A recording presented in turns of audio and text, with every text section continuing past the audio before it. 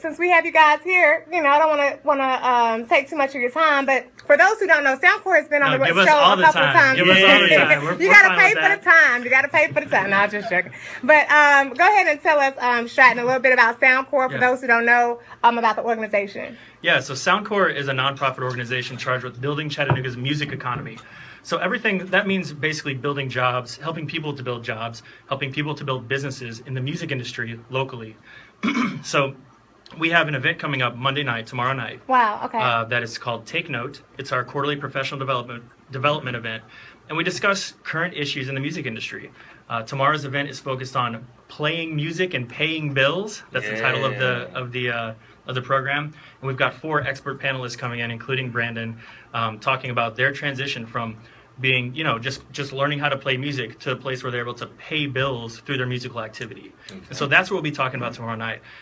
Brandon mentioned earlier as we were walking in here that he had the opportunity to play with Erykah Badu at the BET Awards. Is that correct? Did you? Okay. Yeah, that's right. Yeah. Yeah, and awesome. And play for Janelle Monáe, and it has this resume that is stellar.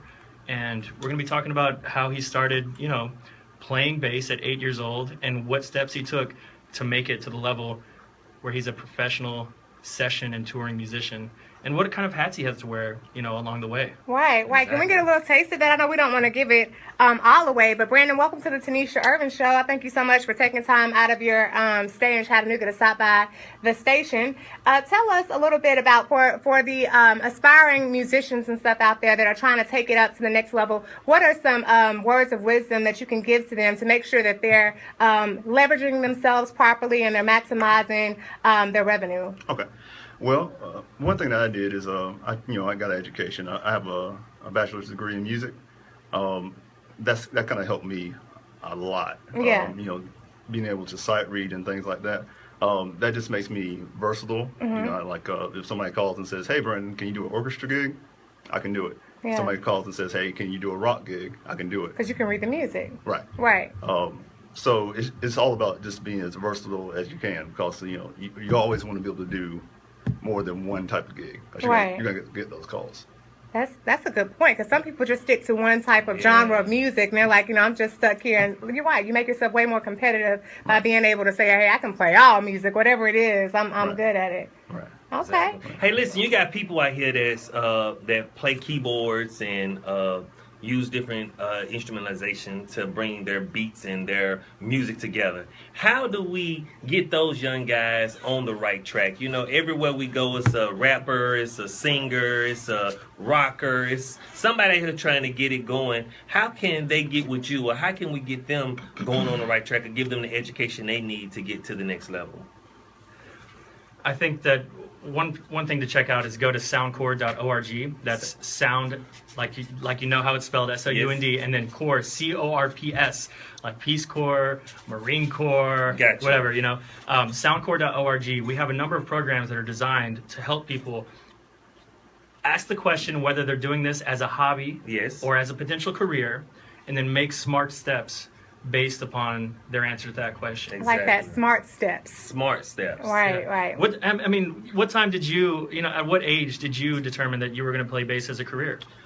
Somewhere around the time, I guess in the high school, I decided, somewhere around 11th grade year, I decided, hey, I want to be a music major. Right. And then somewhere around senior year, it actually hit, like, oh, if I'm going to be a music major, I'm going to have to do this as a career too. Exactly. So, I got pretty serious about it. Right. A lot of these little young kids, I think in their mind and their heart, they want to make money from it because they feel this is the only way they're going to eat. Some of them don't have the means they feel to go to college or to go somewhere. So you got adults that are struggling musicians as well. This music is going to help me get out of my situation. So they want to eat, but I just think they don't know how to place themselves in the right position, because Sony Music and Arista, they're not signing people right now, and they're not giving these big deals out. So these kids are kind of just struggling. Part of the reason SoundCorps exists is because the music industry has gone through drastic changes. And, I don't think the career path for any, professional musician was necessarily ever an easy path or laid out in easy step-by-step detail. Yeah, say that again. It's not easy. But now more than ever, it's my belief, and I think that a lot of people would agree with me, that The hustle is crucial. Yes. And making smart decisions is crucial. Right. Okay, I can agree with that, because the only people that I do see that are able to either make a decent money out, because it's either you make good money or you want to be famous, and you might make good money, but you're trying to struggle to keep that limelight. And I think that there's a difference. There's as a traveling basis that plays for different things. You know, you're not trying to say, oh, everyone knows my name, recognize my name. You're just like, you know, hey, I want to come, do my job, get my money, and go home. So it's a different kind of mindset. It is. There's some gigs I do where they're glamorous and people know who I am, but then there's like a lot more other gigs where nobody knows who I am. I'm just the guy on the bass. And you're okay with that? And the funny thing is, sometimes those gigs are the ones that pay more. Right, yeah. right. You know, you got to change the way we think, you know, change the way we think about this music game. Yeah. Right. So one last question, because I don't want to give it all away before we move on to the next segment, but how did you go about getting that resume, that stellar resume that Stratton talked about? How did you go about, you know, getting that reputation where someone was like, I've got to have that guy? Was it just showing up at auditions, or was it more to it? Well, like they were saying, you know, the hustle, you know, there's a lot of hustle. When I got out of college, a lot of people that know me know this story.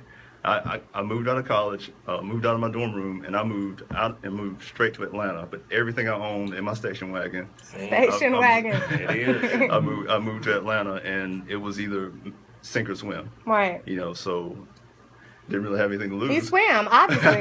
Yeah. Exactly. So you know, I just got out there, and you know, I just went to every open mic, everything possible, you know, whether it seemed like a big deal or not. I just wanted to meet everybody I could, and slowly, you know, it kind of snowballed.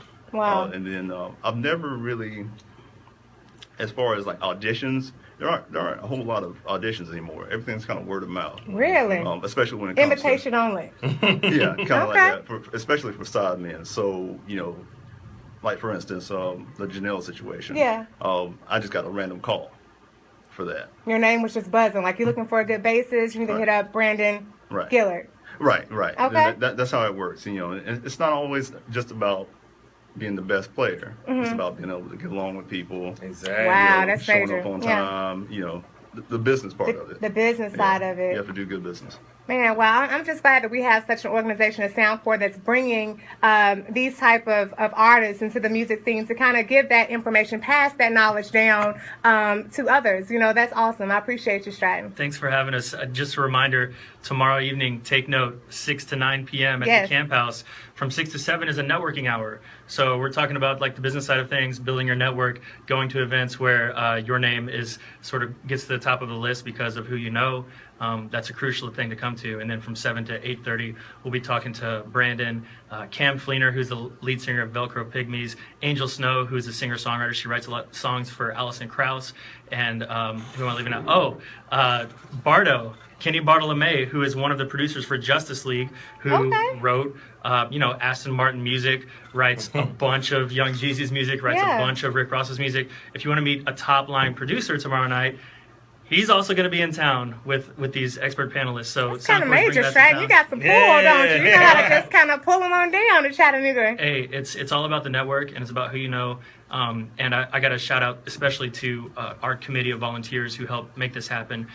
Xavier Cotto was really instrumental in helping Kenny Bartolome coming out. Scott Bruce is a personal friend of Brandon. What's up, Scott? And that's the reason Brandon's here, because so it's about who you know. Right, that network. That's how this all happens. So tomorrow night, the Camp House, 6 p.m. Come on out. All right, y'all, come out tomorrow night. Support SoundCorps. We're gonna take a quick break, and we'll be back with more on the Tenesha Irvin Show. Yep.